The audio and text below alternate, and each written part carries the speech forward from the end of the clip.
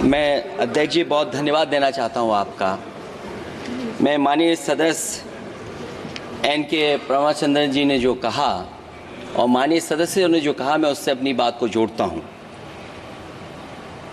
ये बिल जो इंट्रोड्यूस हो रहा है, ये अध्यक्ष महोदय बहुत सोची समझी राजनीति के तहत हो रहा है।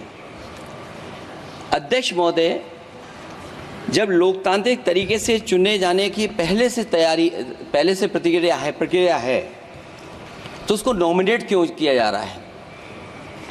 वहीं जहां अन्य धार्मिक जो मसले हैं, बॉडीज़ हैं, उनमें कोई गैर बरादरी का नहीं आता है। मान लीजिए वक्फ बोर्ड में गैर मुस्लिम को शामिल करने का औचित्य क्या बनता है?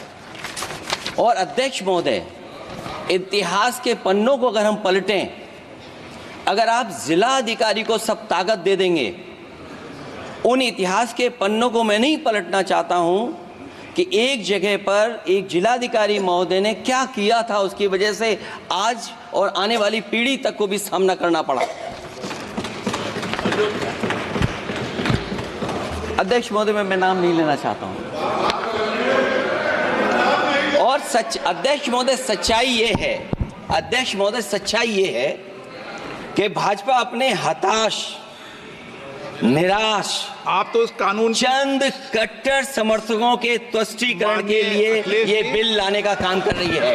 अखिलेश जी, अध्यक्ष महोदय, आज तो हमारे आपके अधिकार कट रहे हैं। मैं याद कीजिए अध्यक्ष महोदय, मैंने आपसे कहा था कि आप लोकतंत्र के न्यायाधीश हैं, और मैंने अध्यक्ष महोदय सुना है इस लॉबी में कि कुछ अधिकार आपके भी छीने जा रहे हैं। उसके लिए हम लोगों को लड़ना पड़ेगा आपके लिए। अध्यक्ष जी, अध्यक्ष महोदय, मैं इस बिल का विरोध करता हूं। कोई अध्यक्ष के अधिकार अखिलेश जी सिर्फ विपक्ष के नहीं है, पूरे सदन के हैं। इस तरह की गोलमोल बात आप नहीं कर सकते हो। आप नहीं हो अध्यक्ष के अधिकार के संरक्षक।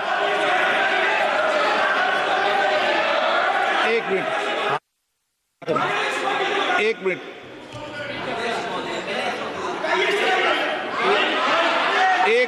प्लीज। ये इसलिए लाया जा रहा अध्यक्ष महोदय, अभी हारे हैं अध्यक्ष महोदय, अभी हारे हैं। Okay, no. और दरअसल ये चाहते हैं नो।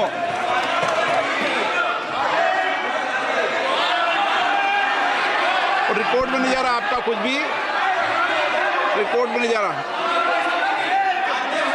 नाम बुलाई सर।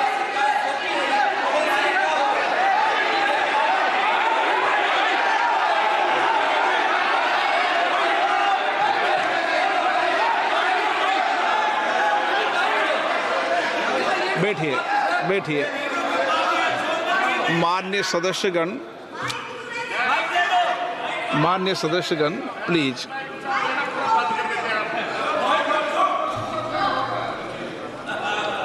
मैं आपसे आग्रह करता हूं, आप वरिष्ठ हैं और कोई नए भी सदस्य होंगे, कृपया हमेशा इस बात का ध्यान रखें, आसन पर, संसद की आंतरिक व्यवस्था पर कोई टिप्पणी नहीं करना चाहिए। ये मेरी सदन से अपेक्षा है, और मुझे लगता है कि वरिष्ठ सदस्य तो इस अपेक्षाओं को मानेंगे कि कभी सदन पर, विशेष रूप से आसन पर, व्यक्तिगत टिप्पणियां न करनी चाहिए।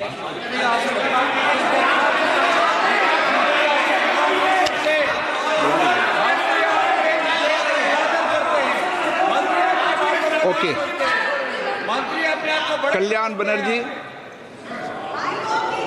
I am opposing the legislation. हाँ, Introduction of the legislation.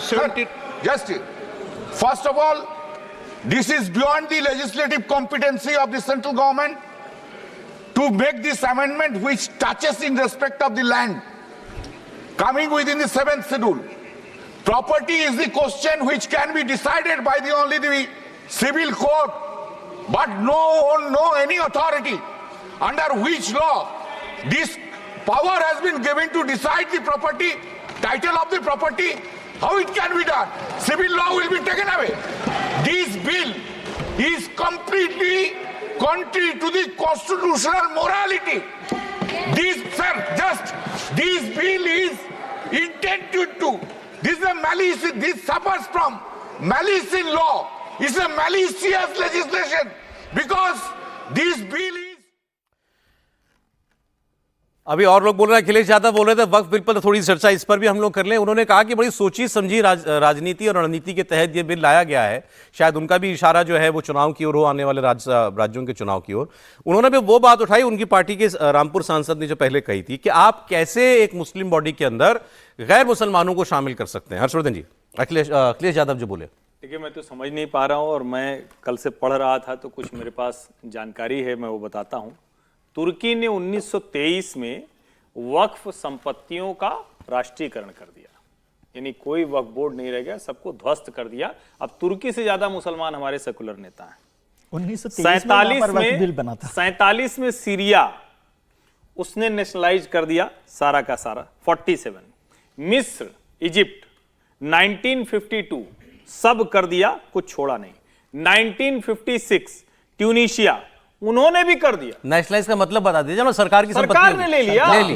एक लाइन में किसी की कोई हैसियत नहीं रह गई, सबको ध्वस्त कर दिया सरकार। जैसे मोदी जी आज कहें कि कल से सब खत्म, कल से अमित शाह संभालेंगे, ऐसे इसको समझिए तो ज्यादा ठीक समझ में आएगा। अमित शाह के सर इसके अलग मायने हो जाएंगे। फिर 1952 फिर इराक ने भी कर दिया था।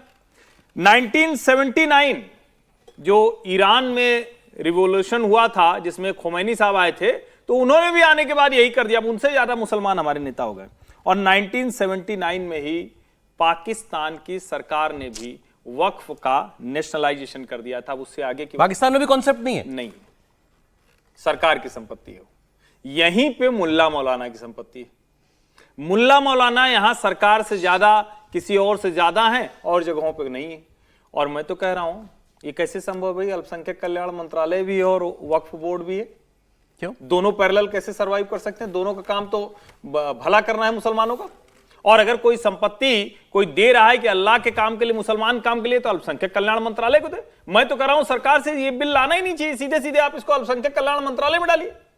ये तो एक तरह से उन्हीं के लिए हो गया ना, वही 200-400 घर जो चला रहे हैं, जो ताकतवर मुसलमान है। जब दुनिया के किसी मुस्लिम देश में ये वक्फ और औकाफ की संपत्ति को अलग से रखने का कोई बोर्ड नहीं है, तो भैया हमारे यहां क्यों होगा?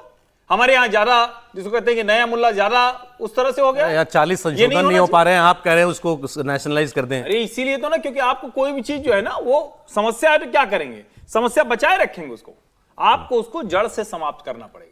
ये जो कुछ हो रहा है ये समस्या बनाए रखना। और मैं फिर से कह रहा हूं, इस पे तो इन लोगों को कहना चाहिए कि ठीक है भाई, हम तो कह रहे हैं कि जितना बेहतर हो सके।